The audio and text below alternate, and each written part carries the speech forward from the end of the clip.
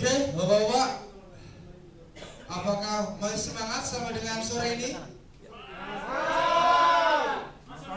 Coba kita uji semangatnya. Semangat pagi! Luar biasa semangatnya Mas dengan sampai dengan sore ini. Saya akan coba wawancarai satu orang terkait dengan acara sampai dengan hari ini. Bagaimana Bapak Leo? Pesan-pesan ya. Setelah jadi benci tadi loh. Setelah jadi benci tadi perasaannya gembira Pak. Karena udah melakukan tugasnya selesai.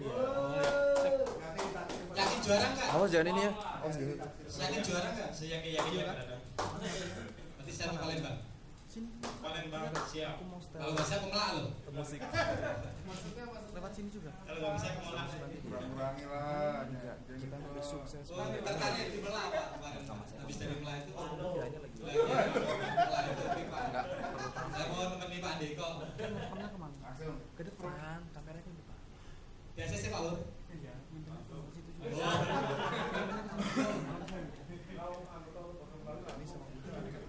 Kelihatan Mas Eko udah gak sabar nih ya. Baik ya, kembali ya kan saya adakan satu kuis umum, tidak yang aneh, umum.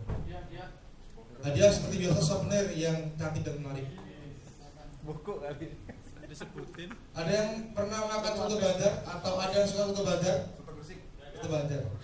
Rese mulai rese. Gak ada. Ada yang pernah soto Banjar? Soto Kartini lah.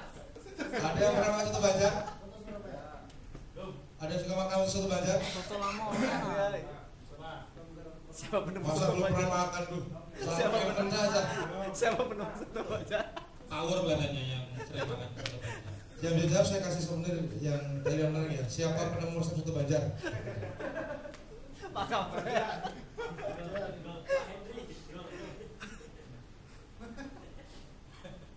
Jawab siapa penemu soto Banjar? Al-Banjari. Pak Wur. Penistaan penemu soto.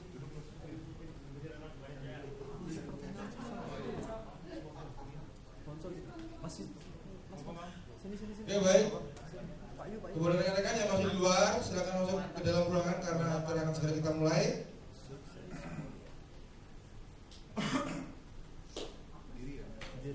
Oke, baik untuk membersihkan waktu.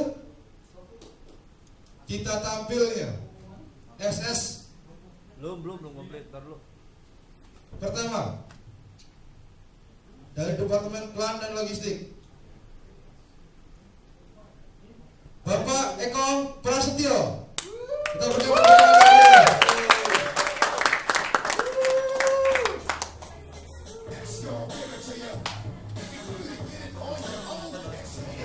Seorang bapak.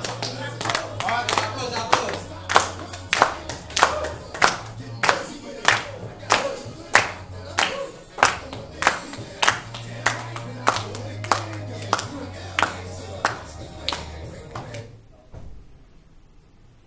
Oke.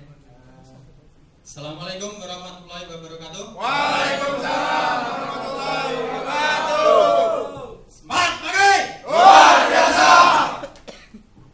Apa kabar Anda hari ini? Sukses mulia. Amin. Terima kasih ya. Masih semangat ya, masih semangat. Terus waktu sudah menunjukkan jam 4 ya. Selamat sore buat rekan-rekan semua. Namanya mudah-mudahan masih diberikan kesehatan dan sejahtera buat kita semua ya. Oke, perkenalkan nama saya Eko Prasetyo ya, Group Leader dari Planan Logistik Section Auxiliary and Digger. Mungkin ini profil saya ya, ini anak saya pertama ini ya, anak saya pertama. Mudah-mudahan yang kedua berjalan dengan lancar. Amin. Ya Allah. Amin ya Allah. Di sini saya akan melakukan improvement ya, berupa target system. Di sini time frame yang sudah saya buat dari bulan Januari 2019 sampai bulan Mei 2016.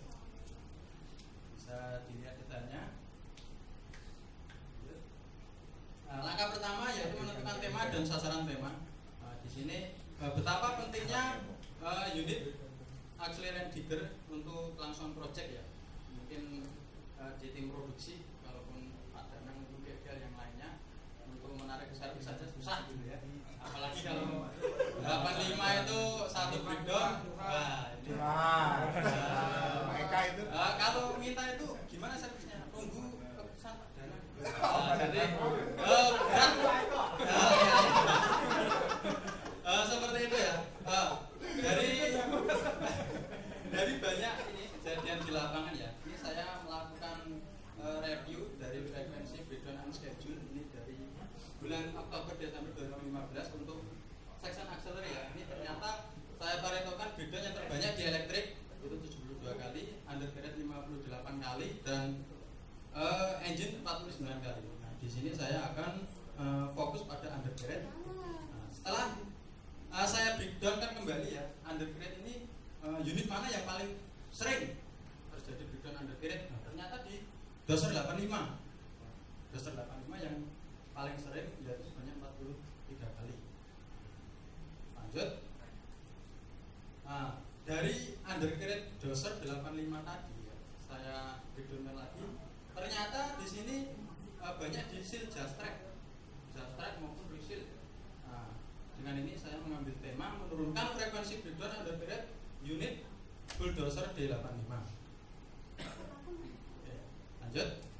Nah, adapun target yang ingin saya capai ya, adapun target yang pertama dari segi cost meredus biaya penggantian spare part,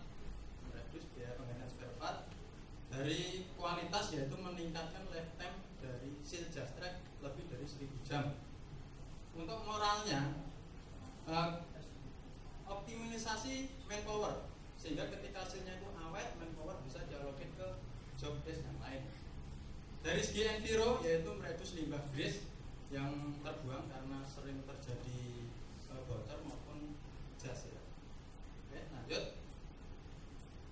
Langkah kedua yaitu mencari faktor penyebab. Nah, saya di sini menggunakan diagram breakdown yaitu frekuensi breakdown track adjuster 5 tinggi. Itu terdapat 3 akar penyebab. Yang pertama, kausan seat idler. Yang kedua, kausan piston dan silinder yang tidak dapat dideteksi ya.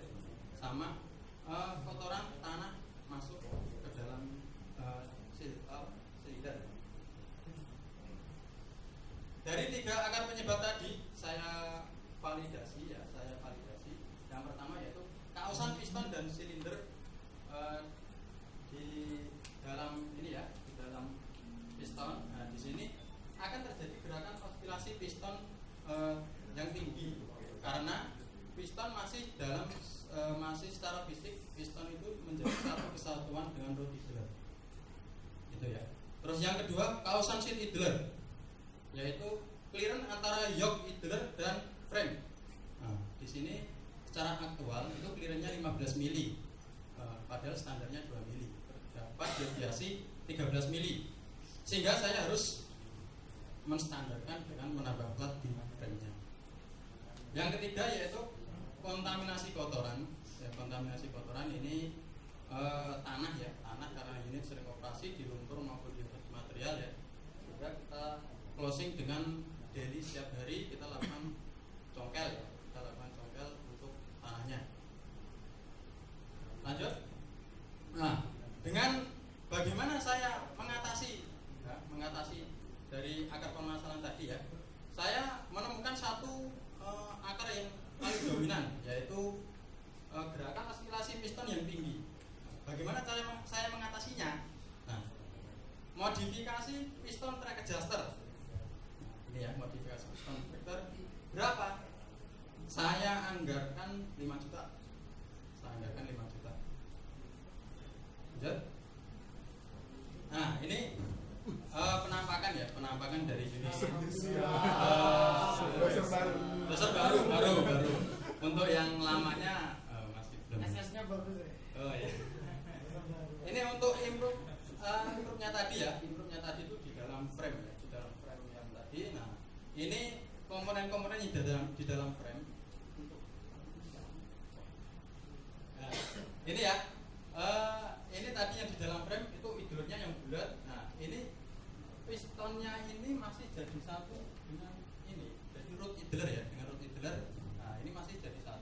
recall springnya. Nah, ini silidernya ya. Nah, di sini saya melakukan improvement dengan memotong piston menjadi 2 bagian, sehingga rod idler itu akan terpisah dengan piston. Nah, di sini ketika idler ini bergerak naik turun ya, akan menyebabkan gerakan ini akan diteruskan ke seal. Waktu durasi sisa 3 menit. Nah, di sini akan dengan pemotongan ini gerakan dari idler tidak akan diteruskan ke piston. Nah, berapa biaya yang saya keluarkan? Ternyata yang dari saya planningkan 5 juta tadi, ternyata hanya terpakai 3.600.000 sekian dengan rincian yaitu fabrikasi piston 350.000 dan kit seal gas track 3.300.000. Lanjut. Evaluasi hasil. Nah, ini sebelum saya melakukan modifikasi, ini saya mengambil sampel unit di doser 008. Itu terjadi 6 kali breakdown seal gas track. Ya, di sini 5 kali sebelah kanan, 1 kali sebelah kiri. Nah, setelah saya lakukan modifikasi, ini saya lakukan evaluasi dari bulan Februari sampai April ya. Nah, ini ternyata doser ini yang sebelah kanan itu tidak breakdown sama sekali. Nah, yang sebelah kiri masih tetap satu. Lanjut.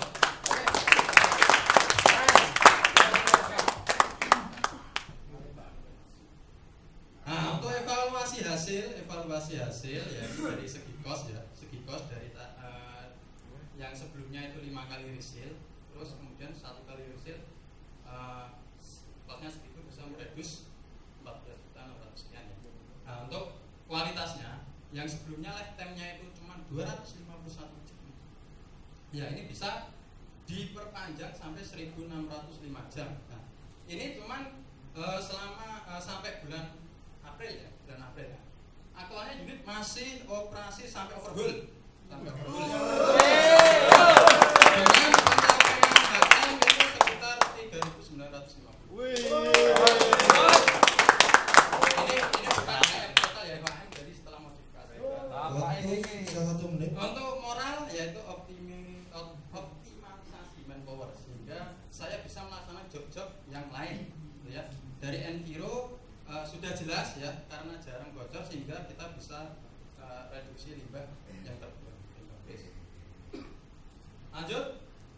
Untuk standarisasi, nah ini saya standarisasikan dengan PK2 nya sudah saya siapkan ya, seperti ini. Untuk melakukan pemotongan piston, ukurannya, detailnya saya tuliskan di sini, sehingga ketika saya tidak ada maupun di set lain mungkin mau mencoba ya, mudah-mudahan bisa bermanfaat. Ini bisa dipakai. Oke.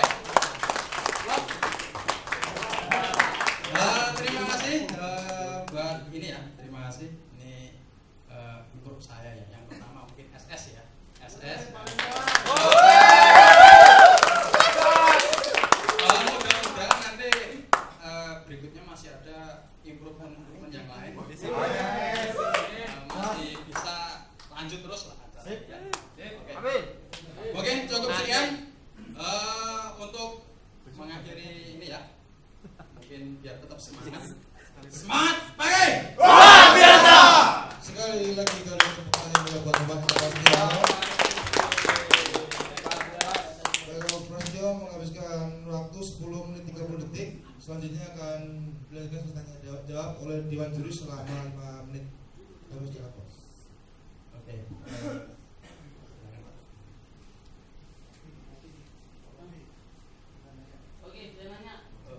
Silakan Pak.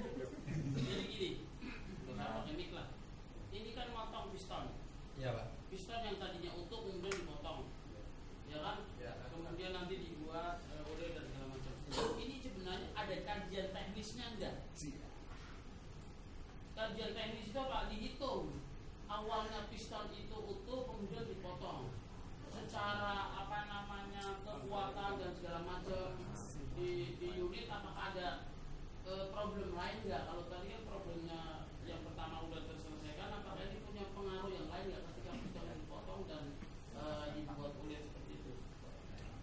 Tidak ada Pak, tidak ada. Karena selama saya modifikasi ini, selama berjalan itu sekitar 4.000 jam itu ya, itu tidak ada trouble yang lain. Bahkan unit ini aman operasi terus gitu Pak. Jadi setelah kita obrol, kita lakukan pembongkaran pun juga tidak terjadi apa-apa, tidak cacat, tidak gimana, itu masih bisa dipakai lagi. Itu ada pemeriksaannya nggak? Apakah itu perlu rutin daily atau berapa untuk pemeriksaan komponen itu tadi? Itu tidak bisa diperiksa Pak, karena itu di dalam silinder. Jadi kita kalau mau memeriksa itu harus lepas. Jadi waktu ngerisil, nah itu baru ketahuan. Awal mula punya ide ini harus dipotong seperti apa? Awal mulanya ini Pak, ya dari apa dari mana? ya kan sering breakdown ini Pak ya. Resil seal jastrek dari tadi kan 3 bulan berapa? 6 kali, berarti 1 bulan 2 kali kan. Capek juga Pak, resil terus Pak. Nah, itu untuk pertama kita lakukan penambahan plat di frame-nya gitu ya, di frame-nya. Nah, itu ternyata masih kurang maksimal. Nah, dipikir lagi bagaimana caranya ketika unit ini operasi terjadi getaran di leadernya itu tidak langsung diteruskan ke seal. Jadi saya mau lakukan coba dipotong sama penambahan bearing Pak, penambahan bearing di root leader. Jadi itu juga akan menahan getaran ini Pak, getaran leadernya Pak. Sekarang tadi udah berapa AM sekarang dari perbaikan itu 4.000. Ya, 4.000. Ya, satu doser itu sudah, tapi sekarang sudah overhaul bulan Oktober kemarin. Ini udah dipakai di doser yang lain nggak? Di 85 ada berapa? Ada 4 yang lain. Belum semuanya, baru satu. Belum Pak, belum. Itu masih ya kita, karena harus proses juga Pak, airport-nya nanti kita nyari bengkel luarnya, nah, nanti baru kalau ketika itu breakdown presil, nah baru bisa lakukan itu penggantian rootnya itu Pak. Prinsip yang cuma tadi masukan saya tadi adalah kalau bisa nanti dihitung apa keputusan untuk montong itu perlu hitungan teknis bahasanya. Keputusan montong itu perlu hitungan. Jadi kenapa kok kita harus hitung potong di sini kemudian keputusan dipotong seperti apa? Itu harus perlu perhitungan, ya kan? Karena ini harus bisa dipertanggungjawabkan bahasanya. Ya. Takutnya nanti ini kan punya Yuti Komasur nanti pasti kalau ketahuan Komasur ditanya seperti itu, kok beraninya motong pistol? Ya. Dibuat Mas, ya. Dibuat. Ya itu Pak. Karena kalau mau beli spare part aslinya mahal. Nah, jadi kita makanya biar kuat. Nah, Siapa tahu nanti Komasur mau pakai. Enak Komatsu Pak. Enak Komatsu. Enak Komatsu Pak. Paten yang kami jual. Ya, ya Pak. Terima kasih untuk modifikasinya. Itu bisa nggak diterapin di doser yang lebih gede, misalnya 2005 atau 155? Kalau 375 itu 155 bisa Pak. 155 karena 155 itu piston masih menyatu dengan root leader. Nah, itu bisa dipakai. Cuman saya belum melakukan eksperimen ke situ. Cuman bisa. Kalau menurut saya bisa. Artinya nanti kalau ini trialnya ini sudah trial and sukses, berarti bisa dilanjutkan ke yang berikutnya. Bisa dilanjutkan ke berikutnya. Oke, baik Pak, saya tanya jawab habis waktunya. Kita berikan tepuk tangan yang